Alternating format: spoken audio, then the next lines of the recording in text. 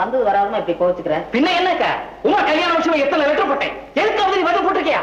நான் என்னப்பா செய்யறது, உனக்கு தெரியாதா? சூழ்நிலை அப்படி. சூழ்நிலையில நல்ல நேரம் வந்துருச்சு. என்னப்பா சொல்ற? படிச்ச பையன், பேர் சுப்பு, ஊர் மெட்ராஸ். உமாவோட போட்டோவை காமிச்சேன், பையனுக்கு ரொம்ப பிடிச்சு போச்சு. கேக்குறதுக்கு நல்லாதான்ப்பா இருக்கு. எப்படி பார்த்தாலும் கல்யாணம்னா ஒரு 4-5 வேண்டாமா? அக்கா, நான் சொல்ற பையன் இருக்கானே தங்கமானவன். அது சரி. என்ன அது சரின்னு இழுக்கிற? என்ன கல்யாணத்துக்கு பெருசா செஞ்சிட போற? பெண்ணுக்கு ஒரு பட்டு புடவை, அது மாதத்தவணையில வாங்கிட போறோம். 2 பவுன்ல தாலி செங்கிலி, என்னையும் சேர்த்து ஒரு 10-9 சொந்தக்காரங்களுக்கு ஒருவேளை சாப்பாடு. மிஞ்சி மிஞ்சி போனா 2500 ரூபாய் ஆக போகுது. சரி சரி, தியாகம் வரட்டும், கலந்து பேசுவோம். என்னங்க மாமா? மோரா,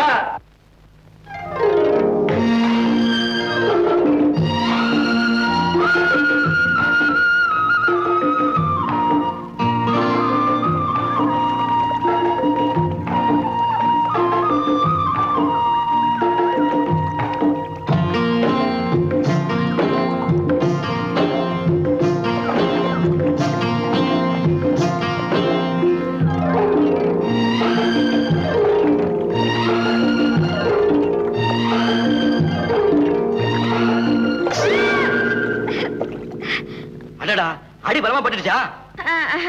அதெல்லாம் ஒண்ணுல. எங்க கை காட்டுங்க. ஐயோ, கொஞ்சம் இருங்க.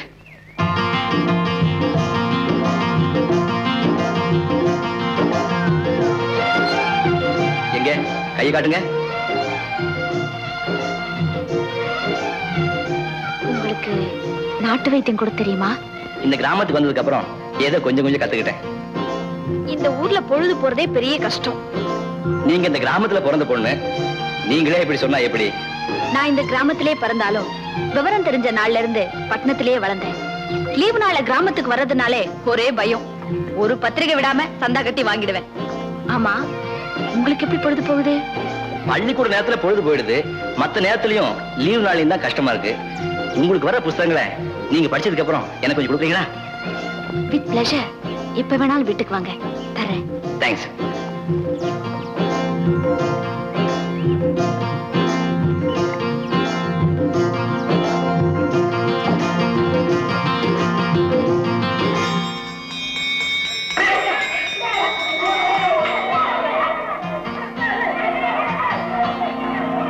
என்னங்க, இந்தாங்க ஜெயகாந்தன் எழுதிய ஒரு நடிகை நாடகம் பார்க்கிறாள். நீங்க ஏன் இவ்வளவு தூரம் சொல்லி இருப்பீங்க? நானே வீட்டுக்கு வந்து வாங்கியிருப்பேனே.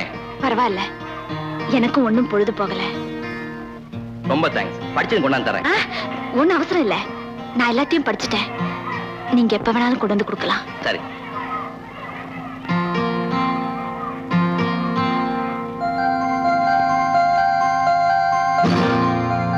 ஏய் முத்து, பள்ளிக்கூடம் விட்டாச்சா? அப்பவே விட்டாச்சே. பாத்திரைய போயிட்டாரா? அவர் அப்பவே போயிட்டாரே.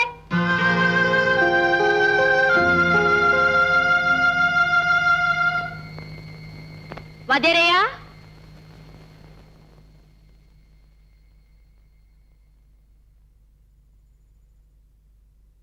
வாங்க. எங்க இந்த நேரத்துல? 2 நாளா ஆளையே காணுமே. புதுசா புஸ்தகம் வந்த உடனே முதல்ல நீங்க படிக்க வேண்டாமா? அதுக்குள்ள நான் ஓசி கேட்டா எப்படி? நான் படிச்சுட்டேன், இந்தாங்க. தேங்க்ஸ். எனக்கு ஒரு சின்ன சந்தேகம். என்ன? நீங்க நிஜமாவே பிஏ தானா? ஏன் அப்படி கேக்குறீங்க? இல்ல, தேங்க்ஸ்ங்கிற ஒரு வார்த்தையை தவிர வேற ஒரு வார்த்தையும் பேச தெரியலையே, அதனால தான் கேட்டேன். அப்படியெல்லாம் ஒண்ணு இல்ல. கொஞ்ச நேரம் உங்ககிட்ட பேசிட்டு இருக்கிறதுல ஆட்சேபணம் ஒண்ணும் இல்லையே? நோ. பேச்சு துணைக்கு கூட ஆள் இல்ல. அம்மா கிட்டயும் அப்பா கிட்டயும் மாத்தி மாத்தி எத்தனை நாளைக்கு தான் பேசிட்டு இருக்கிறது? புரியுதா? புரியுது. என்ன புரியுது? பரபரப்பான நகர வாழ்க்கையில பழக்கப்பட்டவங்களுக்கு கிராமம் போரடிக்கத்தான் செய்யும். ஆனா கிராமத்துடைய இயற்கையில நம்ம ஐக்கியப்படுத்திட்டோம்னா இதை விட சிறந்த சொர்க்கம் வேற எதுவுமே இருக்க முடியாது. ஆரம்பத்துல எனக்கு கூட அப்படித்தான் தோணுச்சு. போக போக எனக்கு ரொம்ப பிடிக்குது. நீங்க சொல்றது எனக்கு ஒண்ணும் புரியல. அது எப்படி ஐக்கியப்படுத்திக்கிறது? சொன்னா புரியாது சுமதி. நமக்குள்ளேயே ஏற்படுற உணர்வு அது. உதாரணமா நம்ம கோயிலுக்கு போறோம், கூட்டம் அதிகமா இருக்கும்போது தரிசனத்துக்கு கொஞ்சம் தாமதமாகுது. அந்த கொஞ்ச நேர தாமதமே சில பேருக்கு போர் அடிக்கும். ஆனா கடவுளோட தன்னையே ஐக்கியப்படுத்திட்ட ஞானிகளுக்கு இந்த கால நேரம் எல்லாம் ஒரு பொருட்டா தெரியாது. எல்லாருமே ஞானியா இருக்க முடியுமா? உங்களுக்கு இந்த போர் பழக்கம் ஆயிடுச்சு, அதுக்கு புது அர்த்தம் சொல்றீங்க. அப்படியெல்லாம் ஒண்ணு இல்ல. மனப்பூர்வமா சொல்றேன், இந்த கிராமத்தை நான் ரொம்ப நேசிக்கிறேன். All right, change the topic. ஆ, உங்களுக்கு பிடிச்ச தமிழ் எழுத்தாளர் யாரு? தமிழ்ல நிறைய பேர் இருக்காங்க. உங்களுக்கு நேரமாகல? Oh sorry. Good night. Good night.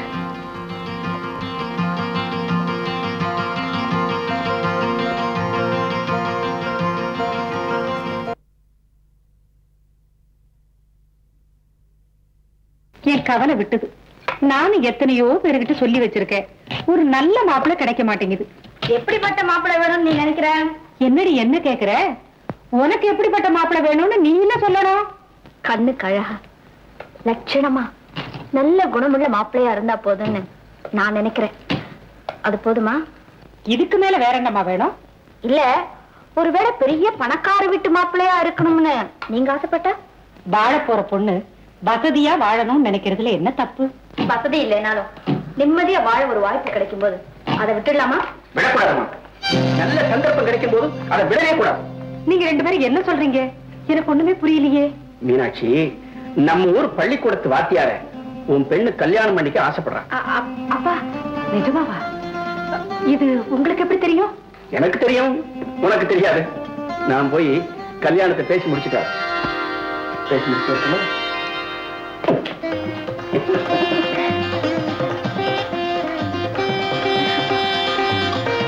அம்மா அம்மா, இந்த விஷயம் அப்பாவுக்கு எப்படி தெரியும்னு எனக்கு தெரியவே தெரியாதுமா. அம்மா கோமாமா, நீமா வைக்கப்படுற? உட்காருங்க. என்ன விஷயம்? எல்லாம் நல்ல விஷயம் தான். உங்க பையனுக்கு எங்க பொண்ணை கொடுக்கலான்னு அபிப்பிராயப்படுறோம்.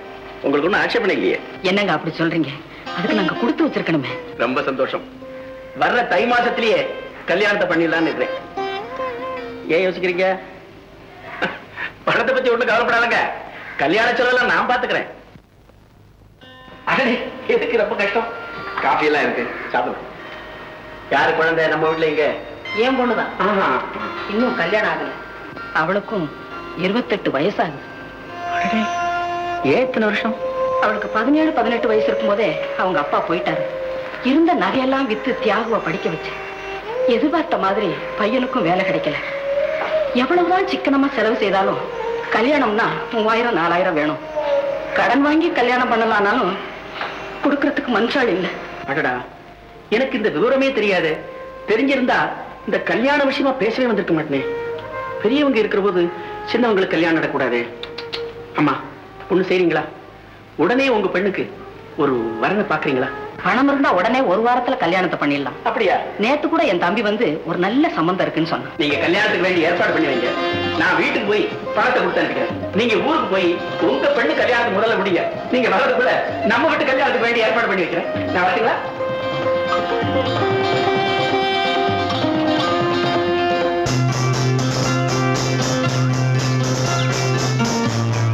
பத்தியா, கொஞ்சம் நில்லுங்க. கரும்பு சாப்பிடுறீங்களா? ரொம்ப இனிப்பா இருக்கும். அண்ணா, நான் உங்ககிட்ட பட்ட கடன் ஏறிக்கிட்டே போகுது. இதெல்லாம் எப்படி தீர்க்க போறனோ? இதையெல்லாம் கடனா நினைக்கிறீங்க? பின்ன மத்ததெல்லாம் எப்படி இருந்தாலும் உங்ககிட்ட வாங்குற அந்த 1000 ரூபாயை திருப்பி கொடுக்கிற வரைக்கும் எனக்கு நிம்மதியே இருக்காது. ஐயோ, நீங்க சொல்றத பார்த்தா அந்த பணம் போனதுல இருந்து வருத்தப்பட்டுட்டே இருக்கீங்க போல இருக்க.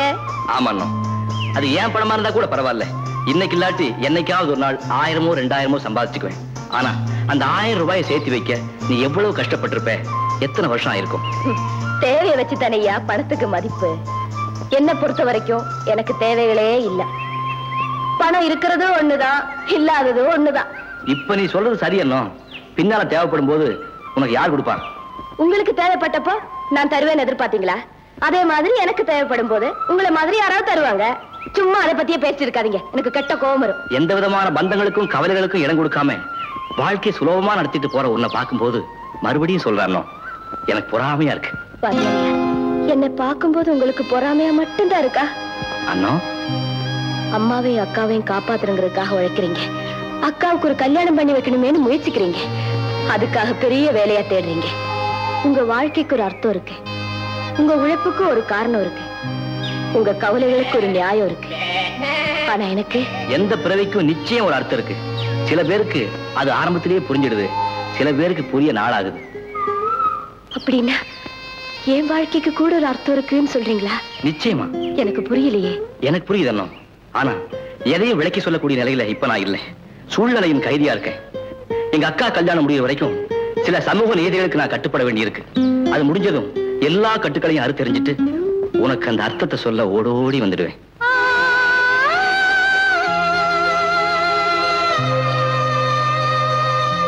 வர்றேன்.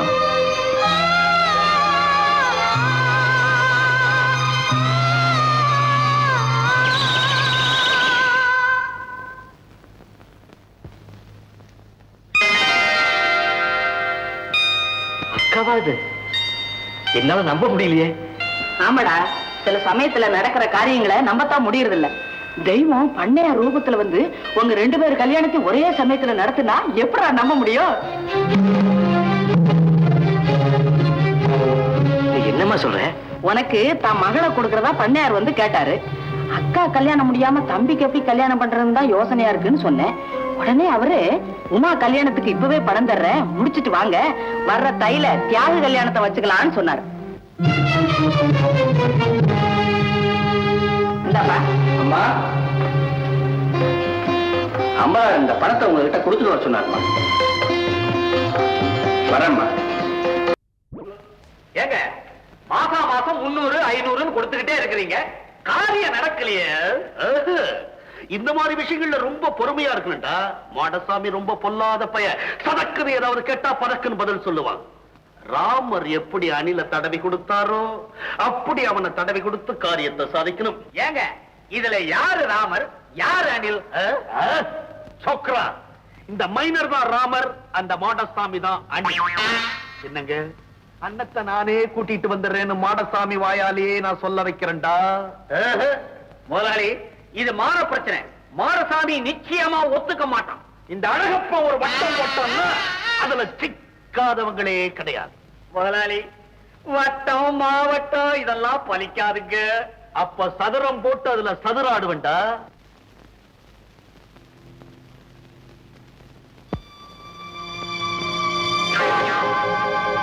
அண்ணா, நீ எப்படியாவது இங்க வருவேன்னு எனக்கு நல்லா தெரியும். ஓஹோ, உங்க பொண்டாட்டிக்கு பிரசவ வலின்னு சொன்னாரு. ஆனா இப்பதான் தெரியுது யாருக்கு என்ன வலின்னு. இந்தாயா, எனக்கு பிரசவம் மட்டும்தான் பார்க்க தெரியும் நினைக்காத, எல்லா நோய்க்கு மத்தியம் பார்ப்பேன். ஓ, அதுக்குத்தான் உன்னை நான் இங்க வர சொன்னேன். உன்னை முத பார்த்த உடனே சிக்குன்னு மனவியாதி வந்துடுச்சு. அதுக்கு என்ன மருந்துன்னு உனக்கே தெரியும். அந்த மருந்த அப்பப்போ அப்பப்போ கொஞ்சம் கொஞ்சமா கொடுத்துக்கிட்டே இருந்தீனா உனக்கு சகல வசதிகளை நான் செஞ்சிடுவேன். மாடசாமி கிட்ட எல்லா விஷயத்தையும் விவரமா சொன்னனே, சொல்லலையே? அப்படியா?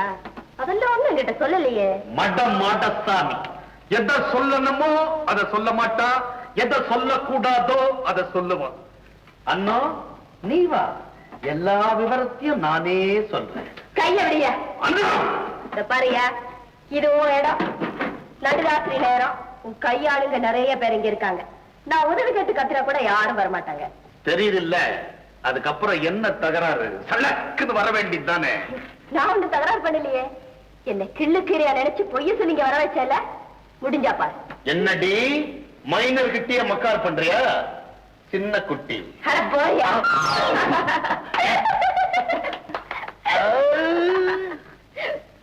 ஓஹோ, சரசமாடுறதுலயே இது ஒரு புது விதமோ? அண்ணோ, உன்னை இப்பத்தான் நான் நல்லா புரிஞ்சுக்கிட்டேன். நான் எத்தனையோ பெண்களோட விளையாடி இருக்கிறேன். ஆனா இந்த விளையாட்டு எனக்கு ரொம்ப புதுசா இருக்கு. இதுலயும் எனக்கு ஒரு தனி சுகம் தெரியுது. சுகம் சுகம் வா வா வா.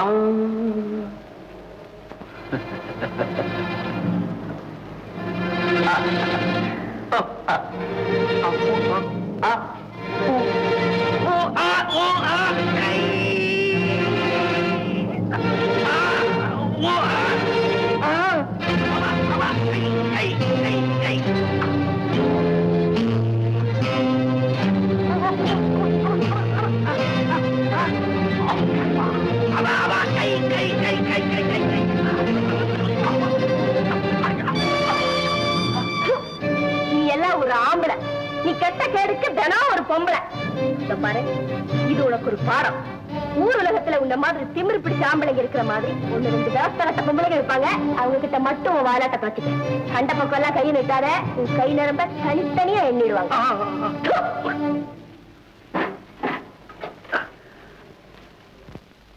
அண்ணா அண்ணா, நீ ரொம்ப கொடுத்து வச்சவ. இனிமே தினமும் உனக்கு ஓசி டிக்கெட் தான். இப்போதைக்கு இதாங்க குழந்தையா? வாட ராஜா, ஏன் அழுத? என் கண்ணுல அழக்கூடாது, அழக்கூடாது. என் கண்ணுல ஏன் சுமதி நடந்து வரீங்க? வண்டி வரலையா? என்னமோ தெரியல, வரல. ராஜா, உன் பேர் என்னடா? பாபு. கண்ணு சுமதி, குழந்தை தூக்கிக்க, பெட்டில என்கிட்ட கொடு.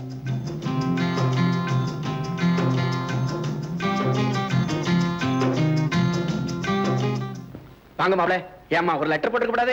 நான் வண்டி அனுப்பிச்சிருப்பேன்ல. டே மீனாட்சி, அண்ணா அம்மா வர சொல்லு. ஏ சின்ன பயலே. ஐயா, உங்களுக்கு ஒரு தபால் வந்திருக்கு. வாங்க கொடுங்க. நான் வரணுங்க. அடடே, நீ எழுதுற தபால் தான் வந்திருக்கு. நீ வந்த பிறகுதான் வந்திருக்கு. நல்லா இருக்கு. இந்தா நீயே படி. வாங்க வாங்க வாங்க மாப்பிள. பாபு கண்ணு, இப்பதான் உனக்கு பாட்டி வீட்டுக்கு வழி தெரிஞ்சுதா? பாடா ராஜா. வரமாட்டேன். பாத்தீங்களா? என்னை விட்டு வேற யார்கிட்டயும் போக மாட்டாம்மா. நானே தூக்கி வச்சிட்டு இருக்கணும். அண்ணன் தூக்கிட்டப்ப மட்டும்தான் அழாம இருந்தா. எனக்கு அந்த அக்காவை ரொம்ப பிடிக்குது. போக்கிரி. சரி சரி, வாங்க குளிச்சிட்டு சாப்பிடலாம். என்னங்க, அண்ணத்துக்கு ஒரு 2 ரூபாய் கொடுத்துட்டு வாங்க.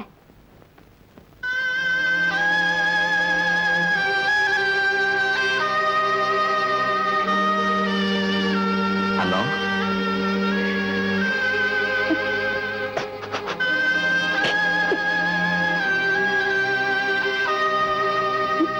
ஏன் இப்படி இழைச்சு கருத்து போயிட்டேன்? நான் உங்க மாதிரி நிழல்ல இருக்கேன். வெயில்ல அலைஞ்சு, மழையில நனைஞ்சு, காட்டுலயும் மேட்லயும் சுத்திக்கிட்டு இருக்கிறவனா? அண்ணா, இந்தா.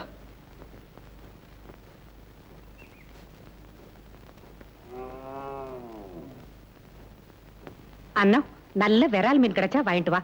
அப்புறம் காடை கவதாரி எல்லாம் கிடைச்சா கூட வாங்கிட்டு வா. எதுக்கம்மா வாங்கிட்டு? நானே பிடிச்சிட்டு வரேன்.